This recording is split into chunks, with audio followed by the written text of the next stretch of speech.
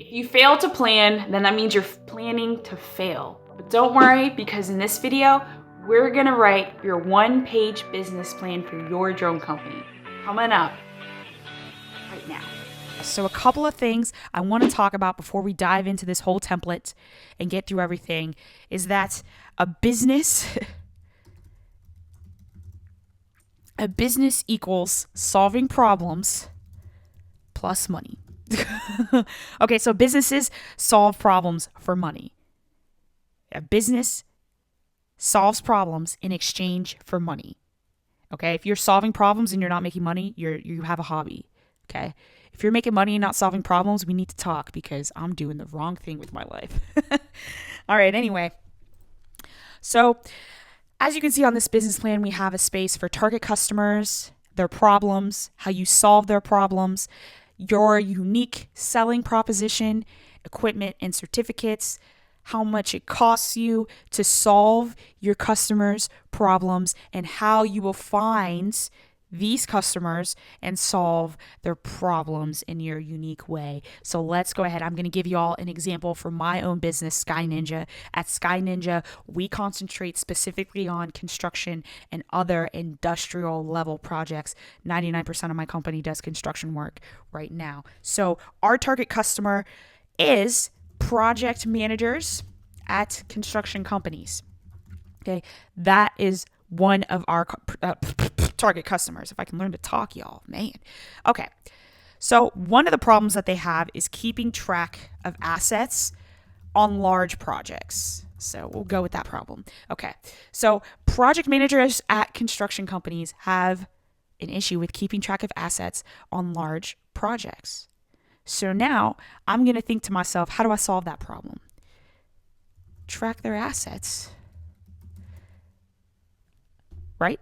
I'm going to track their assets for them. Okay? And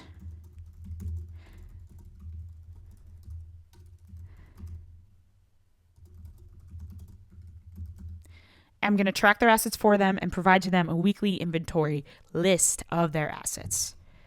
Okay. And so now y'all are probably thinking, Taylor, what does this have to do with drones? And as I said before at the beginning, drones are just a tool to solve problems. And actually, I solved this problem using drones, which is why it is a part of Sky Ninja. So let's continue on, and I'll show y'all how drones have anything to do with this in a second. Okay, over here to the unique selling proposition window. When you're thinking about your unique selling proposition, think about how you are better than your competitors. And so in my space, my competitors are doing nothing. So the project manager can just choose to let his assets run wild and do nothing. And there's a certain cost to that. There's a huge opportunity cost to that. Okay, another competitor I have is how they're currently tracking their assets. It might be a guy out there once a week walks around with a clipboard. Okay, other companies who solve this problem, there are actually companies out there who all they do is walk around and track assets, okay?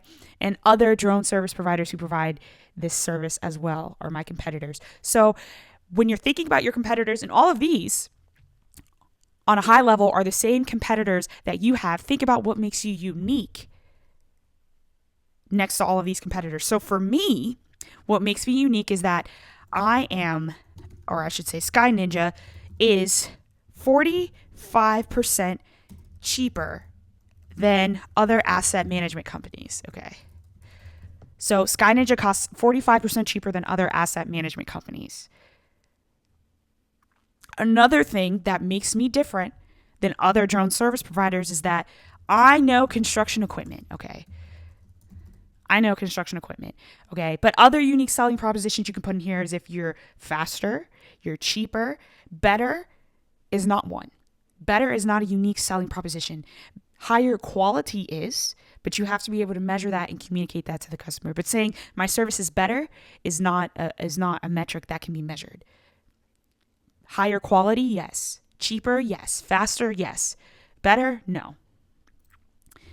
All right, so let's review the whole plan so far. So my target customers, I help project managers at construction companies keep track of their assets by providing to them weekly inventory lists of their assets. And what's great about that is that we are 45% cheaper than other asset management companies, and we know construction. You see how I just made a sales pitch from those 4 boxes? It's crazy, isn't it? Okay, so equipment and certifications. I put that in there in case you need extra equipment. Obviously, I need my Autel X-Star Premium to do something like this, to do a job like this. I need a computer. Certifications to go on some construction sites, you need an OSHA 10. I have my OSHA 30. And if there's any other certifications you need, obviously Part 107 is kind of a given. But think about that to perform these solutions, provide these solutions to these customers in order to solve these problems. Think about what equipment you need, computers, OSHA 30 for construction, and all of that jazz. So next are your costs. So how much does it cost you to provide this solution? And I'm just going to pull a number out of the air. Let's just say it costs me $5 per hour to provide solution in equipment. $5 per hour to provide in equipment, okay? And let's just say I want to charge $4,000 per hour for my time, okay? Okay, for labor. So now I know how much it costs. And you also want to put in other costs that you have in there, variable costs, transportation costs. And as you go on in your business, you'll be able to average out the costs more. And you want to include marketing costs. So say it costs me, $100. I think my customer acquisition cost right now is $15 per customer. Customer acquisition costs. So I would factor that in there for all these costs. And y'all need to understand your costs before you can even think about pricing. So that is why pricing is not on here, because you got to think about your costs before you think about pricing. Okay. And customer acquisition. This box is saying, where are you going to find these people? Where are you going to find project managers at construction companies? So for me, where do I find these project managers? I find them at construction conferences. Okay, and I also find them on LinkedIn. And you guys can steal that and use that for your own customer acquisition plans. But that's where I find them. And I find them other places too, but those are 2 of the big ones. Construction conferences, LinkedIn. So let's review this, and let me show y'all why this is so important for your business. When I talk about Sky Ninja, and I know I'm talking to a project manager at a construction company who has a problem with keeping track of assets on large construction sites, I know I can provide a solution to that that's 45% cheaper than the competition. And we actually know about construction. And all this other stuff is for me. This whole section over here, this is for me to know. So let's do this again. I help project managers at construction companies keep track of their assets on large construction projects by providing them with weekly inventory lists. We're 45% cheaper than the competition, and we actually know about construction equipment, unlike some of our competitors.